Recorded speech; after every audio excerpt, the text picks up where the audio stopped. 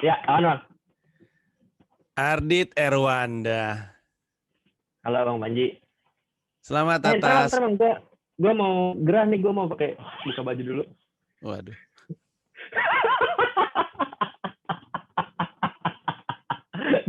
Gua Udah dikonsep dari tadi, udah dikonsep. Gue baru kepikiran ini 15 menit yang lalu. Terus kayaknya kalau pakai langsung nggak asik gitu. Gue harus ada kejutnya. Jadi gue pakai jaket dulu tadi. Emang Ardit Erwanda ini senang bercanda, saya lihat-lihat ya. Gua itu mengucapin selamat atas ulang tahun pernikahannya. Terima kasih banyak, Mas Panji. Hebat nggak tuh gua tahu ulang tahun pernikahan lo? Kan gue post. Ih, emang gua follow lu? Enggak. Lu Itu tahu juga nggak gue ulang tahun bingung pernikahan sih, gue tapi... kapan? Apa? Ulang tahun pernikahan gue tahu nggak kapan? 1 Januari kan? Pernikahan siapa itu 1 Januari? Ardit Erwanda. Tahu. Yap. Gimana rasanya jadi komika yang di Stand Up Indo Awards dinobatkan sebagai komika terganteng? Emang ada? Emang nggak ada? Nggak ada, ya tergantung Mas. Menurut lo komika terganteng siapa di Indonesia? Aduh, gue mau punchline takut body shaming ya. Parah, masa mau ngomong Ical Kate? Emang kenapa? Kalau gue mau ngomong Bakri Adi loh. Waduh, Bakri Adi. Ardit Erwanda ini, untuk yang lagi nonton, dia terlibat dalam sebuah acara, judulnya adalah Beat the Beat. Itu adalah acara streaming di comikacomedy.club, di mana acara tersebut itu mempertemukan dua kalangan komika. Yang satu adalah komika yang punya duit tapi lagi butuh beat. Yang satu punya beat dan lagi butuh duit, dikawinkan. Iya. Yang punya duit butuh beat namanya bidder, orang yang akan nawar beat-beatnya yang dijual oleh orang yang disebut seller. Seller ini adalah komika-komika yang akan ngejual. Karena terutama zaman sekarang ada banyak komika yang lagi mungkin gak berpenghasilan. Biasanya suka ada job tipis-tipis tapi kemudian gak ada.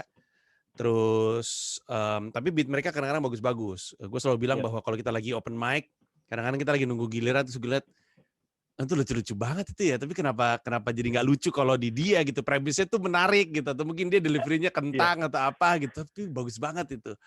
Nah daripada itu mubazir, kan dilarang oleh agama, ya udah kita beli aja, kita yang pakai. Mereka nggak akan pakai itu beat karena mereka masih abal-abal. Nah, bidernya dalam hal ini adalah Ardit Erwanda, Cing Abdel, Ajis 2000, mau belanja kemarin ada satu komika Dit, itu dijual beatnya total sampai 2,5 juta apa hampir 2,5 juta gitu. Ada yang 1 juta. Gila itu. Oh gitu gue jadi sellernya aja dah. Waduh.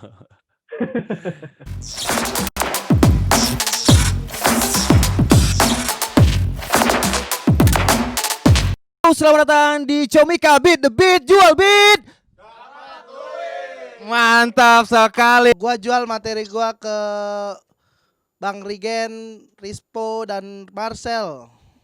Total Rp600.000. Materi gua satu set terjual kepada Marcel seharga 400.000. Saya jual materi saya kepada Marcel Widianto. Terima kasih Marcel. Terima kasih buat Bang Rigen, Bang Rispo, Bang Marcel sudah membeli materi saya seharga Rp1.200.000. Terima kasih. Terima kasih yang Rigen telah membeli beat saya satu full set 2 juta Rp150.000. Mantap, thank you. Jadi Kang Kece sudah berhasil menjual sebanyak senilai Rp1.600.000.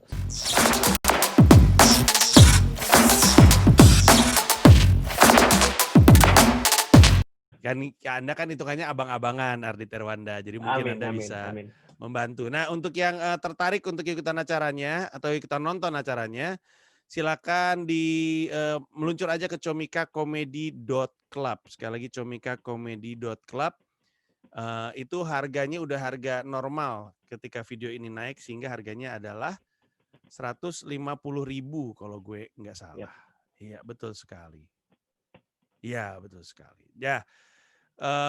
Acaranya sendiri sekali lagi gue kasih tahu adalah tanggal 29 Januari jam 7:30 malam dimulainya. Hostnya adalah Rin Hermana. Silakan meluncur, beli tiketnya mumpung masih bisa. Nah, Ardit Erwanda, Mari kita cerita-cerita sedikit sejarah pertemuan kita sampai kemudian hari ini gitu ya. Pertama kali saya ngeliat Anda di ini ya, di Samarinda. Oh iya, Sun 3. Ingat. Betul. Ingat Anda gua. masih pakai nama Ya. Setiawan Yogi waktu itu ya, nama Anda. Bro, nggak gitu. Nggak gitu. Jangan kagetin, jangan ngagetin dong. Enggak, nama gua itu 2000, berarti itu 2013. Hmm. Itu 2013 nama panggung gua masih Arditya Takwa. Betul sekali, Arditya Gitu. Takwa. Iya. Waktu itu gua kesana sama Ernest, betul ya? Betul. Iya. Terus siapa aja sih line up-nya waktu itu? Ardit, lu masih ingat nggak? Gua, Rizky, Bakti. Aduh, udah lama banget udah. Berarti Tamunya udah 8 siapa selain tahun gue yang sama lalu. Ernest? Lu berdua doang. Oh, gue berdua doang. Anda tuh dan Ernest adalah dua Lord Stand Up Indo. Masa ada lagi? Ya enggak kan, siapa tahu ada misalkan ada Soleh ikut gitu atau misalnya siapa Rian Adriandi, enggak deh, cuma berdua doang ya. Enggak. Cuman berdua doang. Tapi gue ingat sekali bahkan pada saat itu Ernest sudah istilahnya dalam bahasa Sunda tuh celegeng ngelihat Ardit Erwanda. Tahu nggak celegeng artinya apa? Sange. Ngaceng. Nah, Jadi gua nggak ngelihat hal yang sama dengan yang Ernest lihat. Menurut gua ya Ardit ya udah komika anak komunitas Samarinda aja. Tapi Ernest saat itu ngelihat ini orang bagus nih. Dia udah bergumam gitu. Ini orang bagus. Lihat nggak Ji? Ini orang bagus nih. Terus gue bilang iya. Gue iya aja kan. Siapa yang berani ngelawan Ernest kan? karena pakai bahasa Cina ya waktu itu. Ya? Waduh tidak dong, bukan. Kan, saya sungkan karena dia presiden saya kan, presiden Stand Up Indo. Oh iya benar. Kemudian instingnya Ernest Prakasa benar. Karena pada akhirnya Ardit Erwanda kemudian menjadi juara Suci 8 ya waktu itu ya. Bro. Hah? Anda jurinya loh, masa? Ini benar-benar lupa atau bercanda nih? Masa bercanda gue yakin. Gila kali lu, masa bercanda? Ya nggak mungkin lah. Kok masa bercanda? Masa beneran? Nggak mungkin lah. Iya. Suci 8 kan dong. juaranya Babe Cabita. Yang bener aja. Nah. Ger. Bagus banget. Nah, tapi apa lu Suci 4 ya? Suci 5 ya? 6. Suci 6. Waktu itu juara 1 lu tuh siapa ya? Jegel, betul Suci sekali. paling kaya itu Suci 6. Karena ada hadiah mobil ya? Hadiah mobil, terus nginepnya di Beleza, itu yang satu lantai isinya berbelas-belas kamar, itu di booking semua sama Suci. Gitu. Gokil. Tahun berapa tuh berarti? Balai Sarbini, 2016. 2016. Wah itu Yep. ketika Kompas TV lagi jaya-jayanya tuh. Iya. Dengan keuangan. Sebelum akhirnya mereka berubah menjadi TV berita. Hiburan hilang dari Kompas TV. Gue nonton Suci 9 ya Bang Panji ya, bener-bener kayak nongkrong direkam gak gue? Iya emang. Aneh banget itu. Kocak. Tapi tahu nggak menariknya ya Suci 9 itu, komikanya itu jadi nggak ada reaksi bias. Ngerti nggak? Jadi kayak misalnya gini, yang nonton mereka kan 3 juri. 3 juri ini tahu kan yang lucu seperti apa, yang tipis seperti apa, dengan standar 3 juri. Standar yang kebetulan akan jadi penilaian. Tapi kan penonton kan kadang-kadang kan ya awam ya. Jadi ngelihat sesuatu yang mungkin tipis-tipis aja dimakan sama mereka gitu. Ya. Jadi agak enak, agak nggak enak juga untuk komikanya, untuk pesertanya. Pesertanya tahu bahwa mereka saat ini cuma butuh untuk bikin kami bertiga ketawa. Udah nggak usah mikirin penonton. Dulu tuh Suci suka kayak gitu kan. Gue mau manggung untuk yang nonton atau manggung untuk yang juri nih gitu kan. Iya. Bahkan di Suci tuh ada beberapa yang gue tahu nih juri nggak ketawa tapi penonton ketawa gitu. Yang beat seperti itu gitu. Iya. Nah tapi balik lagi ke zaman dulu itu adalah waktu Sun Samarinda 3 tuh tahun berapa berarti? 2013. 2013. Itu udah 14 atau 13 antara itulah, Bang. Itu lu udah ganteng waktu itu? Masih setengah. Nggak tahu ya, gue geli tau Bang kalau dibahas gitu mah. Alah bohong lu juga seneng dibilang ganteng, jangan pura-pura lo sama gue. Tapi udah berapa lama stand up? Gue tuh dari 2011 stand up. Dari gue tuh angkatan kedua stand up Indo Samarinda. Yang pertama Kemal, Yogi, Rizky, kalau lu inget Rizky, Theo Nugraha, itu angkatan pertama. Angkatan keduanya itu gua. Maksudnya bahkan bukan angkatan sih, open mic kedua gue udah datang gitu. Ya, Gitu. ya. Waktu itu Jadi siapa komika yang bikin lu pengen jadi stand up comedian? Dulu tuh, lu inget gak bang video stand up yang di Comedy Cafe? Yang ada lu, ada Aco, ada Radit, itu tuh bener-bener di kampus gua tuh kayaknya kayak nontonan semua orang gitu, kayak wah lagi rame nih seni baru gitu stand up gitu-gitu. Terus gua kayak wah coba ada di Samarinda ya gitu. Karena kan baca kan kalau gue tuh kalau seni yang di Jakarta beberapa bulan kemudian baru masuk Samarinda gitu. Tapi ternyata karena stand up Indo kayaknya bentuknya komunitas, jadi kan cepet tuh. Samarinda itu adalah komunitas kelima kalau nggak salah di Indonesia yang lahir ya kan, bener kan? Nah jadi gue langsung ikut ya karena nonton video senior di Comedy Cafe itu yang Ramon itu. Terus masih inget nggak beat pertama lu? Nah, ada bang. Ini adalah beat. Ini dijadiin, gue bahkan dijadiin materi gue yang gue bilang nggak cuma penonton, nggak cuma stand up komedian yang berkembang, tapi penonton juga. Beat ini gue bawain dulu lucu mulu. Sekarang gue bawain malu gitu. Nih, beat gue nih, gue masih inget bang. Saya nih, excited beat mendengar beatnya saya nih. beli soda gembira. Nih, saya beli soda gembira. Pas dikasih soda doang loh. Kok soda doang? Gembiranya mana?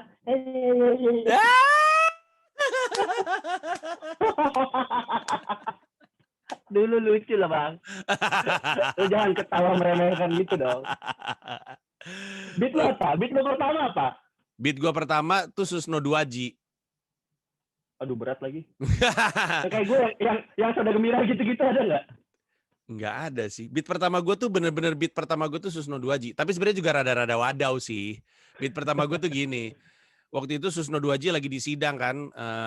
Cicak versus Buaya. Habis itu dia bersumpah gitu. Bersumpahnya gitu. Masih ada fotonya sekarang yang saya bersumpah bahwa gitu kan. Terus gue bilang lucu banget ini orang gitu. Terus waktu itu beatnya what if. Gimana kalau ternyata dari kecil emang dia kayak gitu. Ya Susno, kamu nyuri bukunya teman kamu ya? Saya bersumpah gitu. Dulu juga lucu sih ketawa. Sekarang gue rasa orang kalau nonton dia apaan sih lu gitu. Di mana nasionalismenya? Iya Allah. Tapi waktu lu naik pertama kali langsung pecah? Atau lu adalah tipikal yang anyep banget di pertama kali? Gue tuh naik pertama kali gue bahkan masih ingat. Gue tuh nulis premis ada kali. Gue tuh dulu taunya premis itu ya beat gitu. Jadi gue cuman aneh kan lanjut gitu. Jadi ngajutin fakta-fakta. Iya bang. Masuk ke premis lalu ditutup aneh kan terus lanjut. Iya gitu. Ya, jadi kan premis ternyata punchline. Nah waktu itu gue emang premis semua waktu gue pertama kali open mic. Terus gue baru ngerti sekarang, wah iya kenapa gue dulu. Jadi terus kayak ada berita-berita lucu gitu. Gue inget tuh gue nyari berita di koran lampu merah dulu. Gue cari terus gue sebutin satu-satu. Gitu udah cukup. Karena kan dulu juga kayaknya ketawanya juga penonton masih remeh-temeh gitu, masih ketawa. Sekarang udah pada pinter, jadi ya berkembang juga. Iya. Gue nggak tahu tuh keputusan apa yang bikin waktu itu lu pindah ke Jakarta. Apakah Suci dulu atau dijadiin opener sama Ernest dulu? Atau ada hal lain yang membuat lu pindah ke Jakarta? Jadi tuh gini, gue tuh dari kan gue ikut street 3 bang, inget gak lu? Kan lu jurinya juga tuh. Iya. Gue ikut street 3 yang juaranya Gitong. Rin apa ya? Gitong 4. Oh Gitong 4 ya? Iya. 3 siapa ya? 3 itu Rin Arif, iya Rin, Lolo, Arif Alfiansyah. Itu gue ngebom tuh di situ, ngebom parah. Padahal ngerasa aku lucu di daerahku. Aku pasti lucu di Jakarta. Sampai sana, ya Allah. Ya Allah. Terus di situ ada Indra Jegel loh. Di Street 3 juga ada Indra Jegel membawakan materi pantun yang andalan tuh bang, yang kebakaran, inget gak? Iya. Yang udah jadi abu yang itu. Ya. Dia bawain materi itu persis kan itu materi andalan dia, tapi nggak kena. Jadi itu kayaknya emang kami yang dari luar Jakarta deg-degan duluan gitu. Di Street 3 itu. Nah, Street 4 gue lolos lagi, terus gue alhamdulillah tuh juara hampir favorit. Sorry, dari Street 3 ke Street keempat itu lu udah pindah ke Jakarta? Belum. Oh, jadi lu balik lagi? 2014. Oh, oke. Iya, Terus gue balik lagi. Hmm. Terus kata Ko Ernest, lu ikut Suci kali Dit, digituin kan, gue ketemu tuh, karena dia jurinya. Udah kok, tapi gagal yang Suci 4, gitu, gue gituin. Gue audisi di Bandung waktu itu, gagal gue. Lu juga deh jurinya sih, ingat gue. Lu sama Radit sih, ingat gue. Terus gue gagal, karena gue so asik gitu bang, gue bahkan ingat apa yang bikin Dit gue audisi Suci 4 Bandung. Gue bilang gini, Kompas TV ini cocok ya sama Om Indro, karena Kompas, kompor gas. Ya terima kasih. Langsung di-cut gara-gara so asik. Ini adalah contoh sempurna bagaimana orang-orang tuh kalau di-cut tuh jangan sakit hati. Karena sampai dengan yang season sekarang tuh masih suka ada tuh Dit yang saya belum ngejok apa-apa kenapa udah di-cut. Oh ini nggak adil nih karena saya bukan anak komunitas nih. Wah segala macam gitu. Ya namanya juga nggak lucu. Mendingan kayak Ardit. Waktu itu nggak lucu tapi masih berusaha lagi di season berikutnya. Iya gitu. Jadi gue gue tuh Suci 4 Kang. Terus bang gagal kan. Terus habis itu dibilang Paras ikut ini ikut Suci udah kok tapi gagal. Udah. Terus hilang nggak ada konteks sama sekali. Terus gue ikut Liga Komunitas. Lu juga tuh jurinya. Iya. Lu juga jurinya gitu. Kayaknya menghalangi karir lu tuh gua ya kelihatannya ya. 2 kali sih iya. Pantes lu waktu ditanya ke Ernest, iya aja. Karena sebenarnya lu udah gak suka sama gue dari awal. Kan? terus udah gitu kita Liga Komunitas. Itu acara tuh legendaris sekali tapi sayang cuma 1 kali. Legendaris. Ya. Iya, padahal tuh seru banget kayaknya bang ya. Seru banget tuh mengumpulkan ini. Terus gue gagal di babak pertama, ingat gak lu? Gue ngelawan BTS, ada Putra Uma, Mamdu gitu.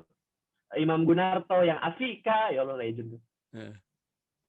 Habis itu gue gagal, gue pulang tuh balik ke Samarinda itu November 2015. Ya 2015. 2014, November 2014, akhir November. Habis itu Desembernya gue ditelepon sama Ko Ernest, diajak masuk manajemen.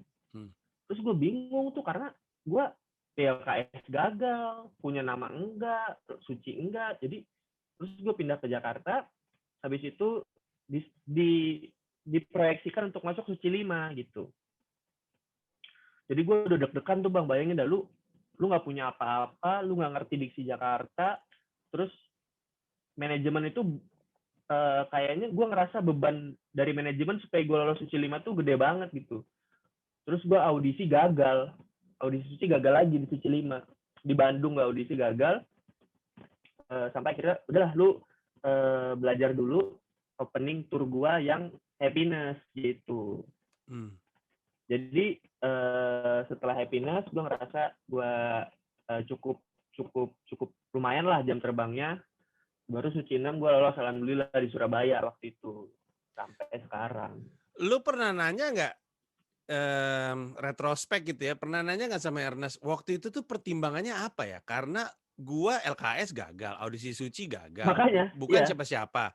Lu pilih untuk kemudian masuk manajemen, gagal lagi gitu. Waktu itu pertimbangannya apa? Gue udah nanya bang, bahkan gini, kok kan lu ngambil Bang Ari, ngambil Kang Soleh, ngambil G, itu jelas gitu. Maksudnya mereka udah gede duluan gitu. Lu kenapa ngambil gue? Jawabannya singkat 1 kata bang, feeling.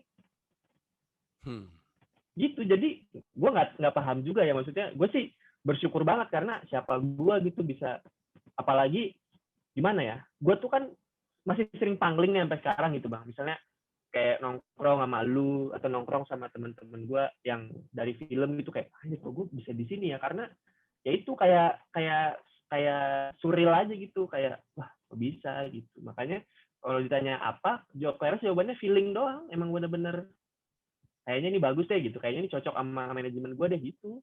Iya. Jawabannya. Kita harus percaya sama insting orang Cina.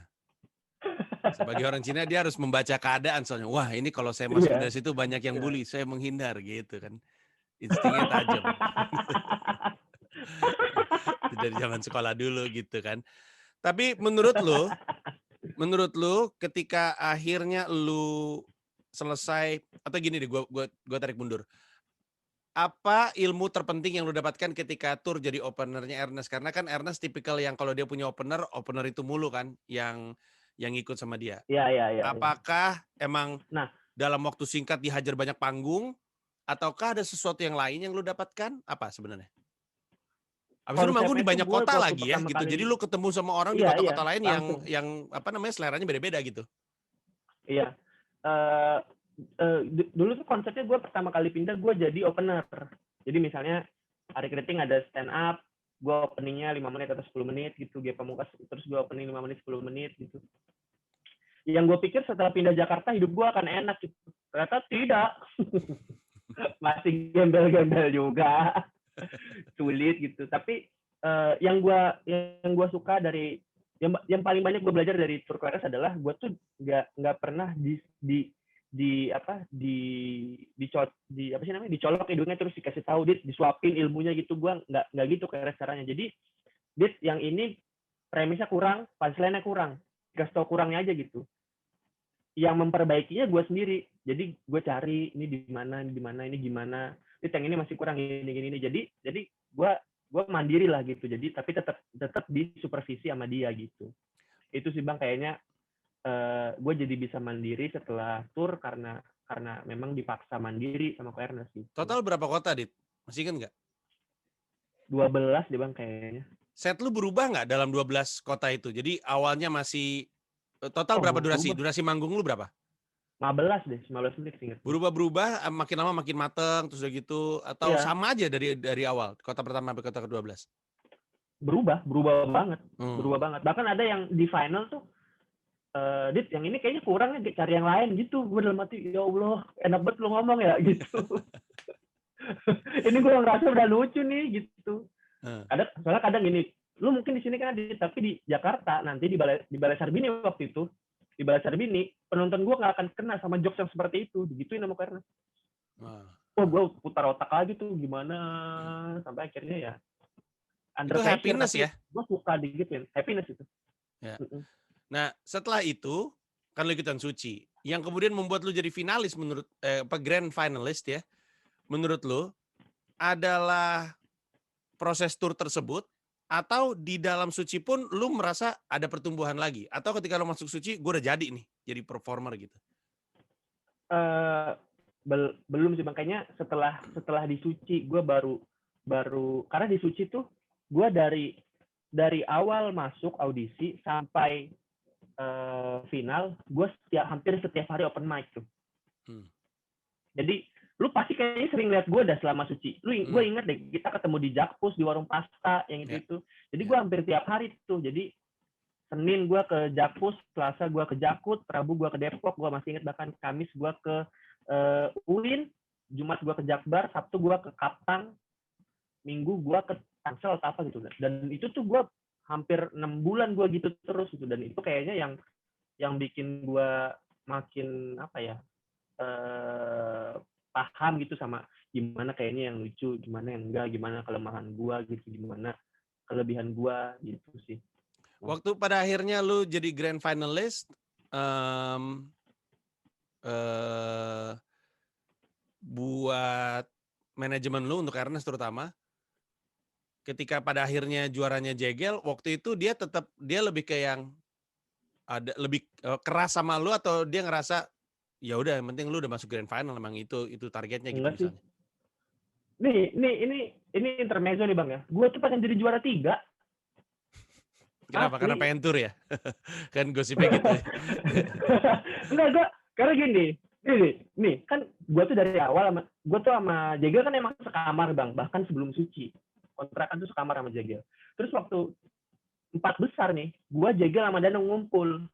Wah, sama siapa? Besar nih. Lu Jegel? Sama Sadana Agung. Sadana Agung ya? Ya, kita mikirnya Mas Gamayel tuh di 4 besar cabut. Ternyata di 4 besar itu lu ingat gak Bang, temanya dangdut. Wah, Gamayel di dangdut itu lucu banget. Parah. Si Dana ngerosting Ernest Amsyong. Jadilah 3 besarnya gua, Jegel, Mas Gamayel. Di situ gue udah bilang sama Mas Gamayel, Mas, aku juara 3 aja ya. Aku capek. Sampean aja lah yang maju gitu. Enggak, jadi kita rebut-rebutan juara 3 tuh sama Mas Gamayel. Di di tiga besar Gamael ternyata walaupun gagal tetap disuruh perform di grand final, mampus. Duit aku udah bikin materi rasain. Nah, gue sama Jegel itu waktu di final bener-bener fokus, kita bikin finalnya bagus aja lah, nggak usah mikirin juara 1, juara 2 gitu. Walaupun gue yakin juga juara satunya Jegel. Nah, ini prinsip gue Bang ya. Gue tuh memang dari dulu nggak mau jadi yang terbaik. Menurut gue kedua terbaik itu udah cukup gitu. Jadi sekali amit-amit gue gagal, emang masih ada yang lebih bagus daripada gue gitu. Jadi sushi 6 tuh nggak buruk gitu. Jadi gue masih ada backup gitu tuh pikiran gue. Kalau dari manajemen ya udah santai, orang bawa spanduk nggak apa-apa juara 2, yang penting ganteng. Bawa spanduk tuh sebelum pengumuman juara emang udah pada ikhlas. Emang realistis aja kali lah. Tapi untuk komika yang perjalanannya cukup panjang dalam karir, masih ditunggu-tunggu stand up comedy specialnya ya? Gue tuh nggak tahu ya Bang ya. Gue tuh ngerasa nggak pede. Gue tuh kan nggak pedean ya. Dari dulu tuh gue minderan gitu. Gue mau bikin, tadi barusan sebenarnya tadi siang bikin special show tapi bertiga yang gitu-gitu. Yang ramean gitu. Gue nggak pedean gue kalau sendiri, kayak emang ada yang mau nonton gue ya. Tapi karena melihat Comika ID gitu, gue ngeliat teman-teman pada bikin sendiri gitu kan, santai di Ketawa tempatnya, terus jual di Comika. Gue sempat kepikiran tuh, corona sulit jadinya ya. Ketika lu bilang kepikiran, minderan sih gue. Enggak, maksud gue ketika kalau soal minder ya, kalau menurut gue nanti lu bikin show pas lu ngeliat ada orang datang untuk nonton lu 80, misalnya lu bikin di Ketawa gitu, yang datang 80 atau 90, gue yakin mindernya hilang sih. Itu juga itu kendala. Itu jangankan lu, Awe aja kayak gitu, Bari juga kayak gitu. Waktu diajak bikin special juga yang, aduh gimana ya, ada nggak ya gitu. Nanti ketika udah selesai satu special, yang di kepalanya adalah pengen bikin special lagi. Jadi gue sih nggak gitu ragu sama lu. Ketika lu udah bikin satu, ntar juga pengen lagi. Tapi pertanyaan gue adalah, kalau misalnya lu akan bikin special, jatuhnya tuh kayak, karena sah-sah aja sebenarnya, ada banyak gaya. Jatuhnya kayak kompilasi dari yang selama ini udah ada, terus udah gitu lu mau gue dokumentasin dalam bentuk spesial, abis itu udah gue mau lanjut lagi. Atau lu mau bawa seluruh jok-jok baru lagi, lu tulis khusus gitu, atau kayak gimana kalau lu kiranya? Kalau gue sih kayaknya emang current ya Bang ya, current isu aja gitu, maksudnya yang gue rasain. Karena gue beberapa ada materi yang gue yakin ini masih lucu, tapi kalau gue nggak enak bawainnya, gue kasihan sama penontonnya gitu, kayak gue aja nggak suka bawainnya, apalagi lu yang lihat gitu. Gue takut ngebohongin penonton gitu. Jadi ya itulah, gue kebanyakan takutnya gitu, walaupun ya sebenarnya nggak bagus gitu, cuman gue emang suka ragu sama diri sendiri gitu. Karena pasti menarik sekali untuk nonton spesialnya, karena gue ngerasa lu pasti udah punya pengikut yang cukup setia ya, ngikutin lu dari zaman kapan tahu gitu. Dan mungkin juga nunggu, cuman nggak berani nuntut aja. Karena reputasi Ardit Erwanda ini, selain ini ya, selain klaim lu sendiri, orang-orang juga bilang kan Ardit Erwanda ini, untuk yang nonton tuh, dia nggak klaim dirinya adalah the king of half punch katanya. Tiba-tiba loh bos. Karena gue mau ngasih tahu juga di sini, waktu itu gue pernah open mic, kalau gue nggak salah di Jakbar, terus Ardit ngeliat, terus Ardit ngasih masukan. Terus gue bilang, lucu banget tuh masukannya tuh. Terus bilang, kalau half punch mah saya rajanya Bang. Karena gini Bang, itu yang gue dapetin di Suci. Di Suci itu gue kesulitan untuk bikin punchline gede. Gue mikir gitu. Jadi kalau gue nggak bisa bikin punchline gede, gue bikin punchline banyak gitu. Nah itu yang gue pelajarin dari Jui Purwoto. Jadi kata Kang Jui, setiap komika itu punya senjatanya gitu. Jadi kalau lu lihat kayak misalnya Bintang BT, dia machine gun tuh. Kalau lu ngelihat kayak Rispo, dia tuh bazooka sekali tapi blar gitu.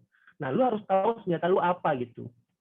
Makanya dan itu berguna banget bagi gue sekarang, dulu, dan bahkan nanti. Gue tuh nulis skenario, gue akan lebih nyaman kalau gue tahu siapa yang main, karena gue akan tahu punchline dia gimana gitu. Misal gue tahu ini karakternya si Babe, oh si Babe mainnya gini gitu. Jadi, nah itulah maksud gue, ada beberapa yang kadang komika gue lihat perform, terus ini kayaknya materinya dikobutin ini deh, karena rasanya dia banget gitu. Nah itu, jadi menurut gue, kita harus tahu senjata gue, karena gue dari dulu bang, gue nggak bisa bikin itu punchline gede, nggak jago gue bikin yang blar gitu, nggak bisa. Jadi ya udahlah, half punch gitu. Kayak Persona nih, dulu gue sempet nggak berani maju karena gue ngerasa nggak punya persona. Gue sempet, ya gue apa bedanya gue sama komik lain tuh, sampai akhirnya gue ini jujur gue nggak peres, gue ngelihat opener semuanya, Awe, Krishna Hareva, Gilbas, mereka itu menurut gue tanpa persona. Tapi kalau lucu, ya udah sih lucu aja gitu. Itu yang ngebuat gue yakin kalau tanpa persona juga nggak apa-apa. Itu nanti akan terbentuk sendiri gitu. Ya gue juga selalu mendapatkan pertanyaan yang sama soal persona. Banyak orang bilang, bang gue pengen stand up tapi gue nggak tahu persona gue apa. Kata gue, lalu ngapain mikirin persona lu? Lu tuh lucu kagak? Udah nulis joke aja dulu, mikirin persona lu aneh-aneh aja. Lagian gue tuh tipe, kan ada 2 ya persona yang kita ciptakan dalam konteks pertunjukan. Kayak Imo Philips itu kan dia menciptakan tuh. Itu dia ciptakan tuh. Atau persona yang ditempelkan sama seseorang gara-gara ngelihat kita begitu nyaman jadi diri kita sendiri. Nah gue tuh lebih suka yang kedua, biarin aja orang yang nempel sama kita personanya apa, orang nanya sama gue aja gue nggak tahu persona gue apa. Iya, jadi ya udah lucu mah lucu aja gitu. Nah, tapi kan lu kan bilang ya bahwa lu tuh tipikal yang lu ngerasa bahwa lu nggak bisa bikin punchline gede, tapi lu bikin punchline banyak. Iya. Tapi kalau misalkan ditanya, kalau disebut jurus apa yang jadi favorit lu gitu, itu jawabannya apa? Kayak misalnya orang kalau nanya gue bilang sih gue kayaknya storytelling deh. Hampir semua beat gue tuh isinya storytelling mulu, cerita doang gitu. Terus kalau misalnya untuk cara gampang ya, kalau Awe kan seneng banget main what if gitu. Itu kan kayak gitu. Terus what if act out, gue udah bedahin tuh. Lu nih gue bahkan gini, gue bilang nih kalau gue ada yang nanya ke gue, nih ini gue sering banget nyebut nama lu bang, gue bilang gini. Bang, jadi gini, banyak komik-komik tuh yang ngerasa punchline-nya kurang. Padahal menurut gua, setup-nya yang salah. Kayak lu nyiapin jebakan dalam banget, tapi di atasnya triplek orang tahu gitu. Lu lihat deh Bang Panji materinya. Kadang tuh ujungnya tuh remeh, tapi setup-nya nasionalisme, ini gini. Itu hebatnya Bang Panji. Lu perhatiin deh, kalau lu lihat punchline doang lu kayak, wah gini gitu. Tapi bawain ya. Itu bagus banget itu mesti kita jadiin sesuatu tuh. Gue mungkin ngajar akan make tuh. Jadi kalau lubangnya dalam tapi jebakannya triplek orang udah kelihatan gitu ya. Jadi kayak lu analoginya adalah bikin jebakan. Emang kurang lebih joke juga gitu kan, emang ngejebak gitu. Iya. Jadi sekalipun lubangnya pendek tapi atasnya rumput, orang paling nggak kecengklak gitu maksud gua. Iya. Berarti kalau misalkan bintang BT adalah machine gun dan Rispo adalah bazooka, berarti gua adalah booby trap, ngagetin terus nyakitin. Kenapa begitu? Apalagi gitu, kaget. Untuk pecinta kucing. Gitu. Ngomong-ngomong, gua tadi lagi ngomong jadi nggak ngasih tahu. Salah satu beat gua yang ada half punch-nya dari Ardit itu adalah beat Nurdin, beat Glenn gua soal Nurdin almarhum, beat almarhum Glenn. Tentang Nurdin. Yang mana? Gue sampai lupa bahkan. Ada deh pokoknya si Glenn itu ya, manggung di ulang tahun anaknya Nurdin. Terus udah gitu gue sempat briefing penonton, lu tahu Nurdin nggak gitu. Terus udah gitu lu bilang, bang harusnya lu lanjutin aja. Bilang aja, lu taunya Nurdin M-Top sih. Terus gue bilang, lucu banget itu. Sejak hari itu, setiap kali gue open mic, gue pakai mulu, kena mulu. Emang Nurdin M-Top itu ternyata punchline ya. Dulu saya pikir teroris dia. Nah, kan stand up udah ngasih banyak ya ke lu ya, termasuk yang Anda gunakan kaosnya di dada Anda. Film pertama lu apa sih, Dit? Aduh, gua sampai sekarang kesel sih liat film pertama gue bang, Steve Pencil. Oh iya, benar itu. Oh, gue tahu ceritanya. Ini biar gue yang ceritain. Epic sekali. Iya. Ernest dipercaya untuk jadi awalnya tuh konsultan skrip ya, Ernest tuh, Dit. Development. Oh, script development ya. Skripnya udah jadi. Iya, skripnya dari Jokan gitu. Kan? Iya. Dari Jokan. Terus dikasih ke Ardi kan, Ardi yang ngedirect kan? Iya. Ya. Terus dirasa butuh di-develop dari sisi komedik, dioper ke Ernest nulis, Ernest ikutan, terus ada Tata di situ, terus ada Indah di situ, terus ada Ari Kriting juga harusnya, ada. hah? Ari Kriting juga ada kan? Oh, Ari Kriting ada ya? Oh iya benar, Ari Kriting Iya juga dong. ada. Betul, Ari Ada Kriting dong. ada. Harusnya G kalau gue nggak salah ya. Iya. Terus G-nya sakit, cacar. H-1 harus syuting. Yoi. Datanglah komika muda berbakat dari Samarinda, Ardit Lu tau gak, Bang? Erwanda. Gue lagi di Sidoarjo. Harus WhatsApp. Dit pengen main film nggak? Oh boleh kok. Kapan? Besok. Ya anjing. Apaan nih? Jadi gue malamnya habis stand up tuh gue baca skrip. Besok kan langsung syuting. Aduh. Itu gue ngerasa jelek banget sih. Karena gue nggak bisa tunjukin maksimal gue gitu. Karena kan saya semua serba buru-buru gitu. Tiba-tiba gue jadi ini. Tiba-tiba apa. Tapi sejujurnya ya Dit ya. Mengingat itu adalah film pertama lu bukan titik terlemah di film tersebut. Artinya lu nggak perlu minder sebenarnya. Jadi lu nggak jelek, Dit. Loh, beneran gue malah ketawa. Lu mesti bayangin, di sekitar lu adalah Indah. Indah kan emang kita tahu Indah brilian lah aktingnya. Gue juga mengenali Indah brilian aktingnya gara-gara kita ngerjain film Habibie ya? Rudy Habibie. Tata oke lah, dia mah A-list actor gitu kan. Ernest Prakasa juga. Walaupun dia nggak mau mengakui ya, Ernestnya nggak mau mengakui. Tapi menurut gue dia aktingnya jago, dia nggak mau ngaku aja. Terus ada lu di situ. Nah, lu disandingin dengan tiga ini, lu tuh nggak ngedrop gitu. Bukan yang setiap kali, ini ganggu aja nih Ardit Erwanda di sini gitu. Lu mesti ngeliat film gue yang nanti nih, Dit. Yang mendarat darurat. Di samping gue Luna Maya, Marisa Anita, sama Reza Rahadian. Nah ini gue tokai sendiri nih ngambang di antara emas-emas. Tapi maksud gue, itu film bukan sesuatu yang harus lu gue kesel deh segala macam karena lu nggak jelek gitu. Setelah itu apa? Untungnya orang-orang pada suka gitu. Iya betul, itu film bagus menurut gue. Emang bagus tuh film. Dan gue terlibat syutingnya kayaknya cuma 2 hari apa cuma 1 hari. Habis itu syuting yang menyenangkan buat gue karena Ardi tuh directionnya sangat jelas, longgar tapi jelas gitu. Pokoknya lu ngelakuin ini terus bebas lu mau ngapain. Yaudah gue ngelawak aja sendiri. Lo kenapa kan ya? Kenapa? Sama Tora Sudiro kan waktu itu. Betul, tapi yang paling menyenangkan waktu gue masuk ruang kelas, gue disuruh jadi guru kan. Terus gue disuruh improv. Ya udah gue improv aja. Kebetulan sering banget ya komika gitu ya. Dibikin lucu aja nih. agak beban sih sebenarnya ya. Tapi ya saya kan nggak gitu peduli, pokoknya just be myself aja. Setelah itu apa lu? Aduh, gue lupa bang. Wah parah. Bukan masalah kebanyakan, tapi karena ada beberapa yang gue selewat gitu-gitu. Ya gue selewat ingat semua gue. Marmut Merah Jambu selewat. Ingat gue. Sweet 20 gue sih inget gue abis itu. Ya, lu Sweet 20. Ya Sweet 20. Tata juga tuh. Gitu. Tata juga. Nah di situ tuh gue mendapatkan salah satu ilmu dari acting coach-nya yang masih gue pegang sampai sekarang. Jadi gue waktu itu ikut reading kan. Bang gue mah begini doang nih, orang peran gue begini doang. Terus mukanya langsung serius tuh bang. Nggak ada peran kecil, yang ada aktor kecil. Gokil. Siapa? Wah, gue lupa siapa. Tua atau muda? Bukan Ajibong. Kalau Ajibong gue kenal. Ya Ajibong kan kita di Partikelir ya. Iya, kan bahasa Ajibong di Partikelir sama gue. Terus gue semenjak itu langsung kayak, wah iya bener nih. Jadi gue pelajaran hidup tuh di situ tuh gitu. Ya. Tapi menurut gue jadi ngerti banget acting. Nggak ngerti banget sih, maksudnya lebih paham lah gitu setelah gue jadi comedy consultant. Di film apa waktu itu pertama kali jadi comedy consultant? Di CTS series. Oh CTS series.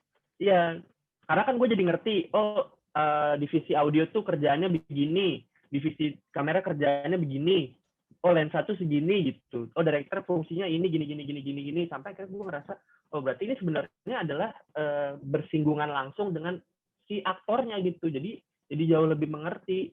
Gue bilang kenapa nggak dulu gue udah ngerti ya, jadi gue paham gitu. Jadi waktu lu di Partikelir lu belum ngerti menurut lu?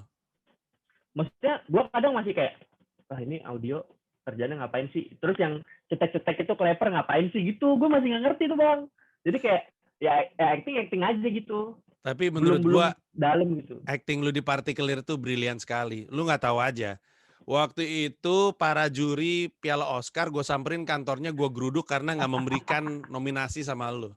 Apalagi acting lu yang gemeteran itu. Oscar Lawalata kali lu gerebek. Ngegeruduk kantor Oscar Lawalata gue ngapain? Minta kain. Ya Allah minta kain. Si Ardit Erwanda waktu itu juga terlibat di film Partikelir, dia jadi detektif Gary. Yoi. Disitulah Ardit Erwanda terlibat dalam Cinta Segitiga Perebutan Aureli Murmans. Di situ juga gue tahu Aureli ngomongnya nyeret. Aduh, gue baru tahu tuh kan gue kagok Kang ya, Bang ya, karena ketemu artis lagi gitu, gue sampai sekarang masih gitu bahkan, jangankan dulu gitu masih lagi gitu. Ya aku Aureli, nyeret juga nih ngomongin, seru juga nih. Nyeret lagi. Setelah Partikelir, terus udah gitu film lain apa berarti? Banyakan konsultan ya? Raja Ratu Rahasia tuh gua. Terus apa lagi ya? Aduh, gue takut nggak enak nih sama yang lain. Insya Allah sah, gue ada dong. Betul sekali. Dari tukang ojek, Titi Kamal. Insya Allah sah satu. Yoi gitu. Aduh, ada beberapa kali Bang, cuman gue kadang lupa gitu. Dan gitu. Kemudian transisi yang sekarang ya kan banyak yang kenal lu ke konten kreator juga. Itu transisi ke situ tuh di mana ya? Apa konten apa yang lu bikin yang waktu itu pick up banget yang langsung rame aja gitu? Sebenarnya itu gara-gara anak Jakbar, gara-gara gue sering kayak kita sebelum open mic bikin apaan yuk gitu. Karena di Samarinda Bang dulu gue punya tim. Maksudnya tim yang satu visi, satu misi sama gue sering bikin konten. Tiba-tiba gue pindah ke Jakarta, gue nggak menemukan feel itu lagi. Maksudnya nggak menemukan orang yang semata sama gue, sepaham sama gue gitu. Jadi setelah ketemu teman-teman Jakbar, terus kayaknya gue bisa nih bikin konten di sini. Emang sebenarnya dari dulu, gue bahkan sebelum stand up, gue bikin web series gitu, gaya-gayaan. Wow, terus lu tau gak Bang, gue belajarnya, jadi tuh gue inget nih, dulu Ko Ernest, Radit Tiadika bikin kelas menulis privat sama Ko Ernest, Bene, Awe, inget gak lu? Dulu banget tuh. Iya, gue inget. Terus ada fotonya di Twitter. Jadi ada karakter, power, weakness, gitu-gitu ditulis di papan tulis. Itu gue download, terus gue telaah sendiri. Oh ini artinya apa ya? Oh ini mungkin tiap karakter punya ininya kali. Karena gue belum kenal waktu itu. Terus gue bikin skrip berdasarkan itu. Oh ini kayaknya gini nih bikin skripnya gitu. Jadi makanya gue baru cerita itu ke Koere sama Bene beberapa bulan lalu bahkan. Kalau gue maling ilmunya malah. Gitu. Nah, lu sekarang siapa aja ya? Lu, Bintang Emon, Arif Brata, kadang-kadang sama Kristo ya? Ya. Suka kayak collab-collaban gitu ya? Iya, karena kalau gua sama Bintang Emon tuh dari dulu saya sama Aci, gua bertiga dulu.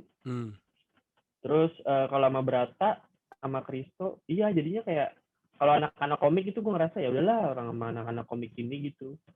Iya. Terus Kristo satu manajemen sekalian. Iya, dan apakah gara-gara pandemi ini menjadi konten kreator, gue bukan mau ngomongin menyelamatkan pemasukan ya, tapi ibarat kata kan nggak ada panggungan juga buat diisi gitu, jadi ada kerjaan gitu. Tentu sekali. Tentu seperti Anda orang Naminsi 1 bulan. Gue waktu ngeliat itu, Bang Panji cuan juga nih sebulan orang Naminsi nih. Masih ada. Ya gitu Bang. Gue kadang-kadang bingung sendiri juga, itu kan Lila Show itu kan cuman ya Allah nggak ada kerjaan, cuman lagi duduk bikin gitu, tiba-tiba rame, tiba-tiba ada yang sponsorin, ya udahlah lucu aja gitu. Waktu itu lo ada sejak pandemi masuk ya, sejak masuk pandemi bulan Maret berarti itu.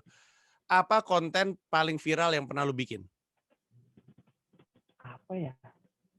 Gue lumayan sih Bang waktu itu yang gue bareng Bintang, gue bareng Kristo, yang gitu-gitu tuh lumayan beberapa kali nembus juta gitu-gitulah.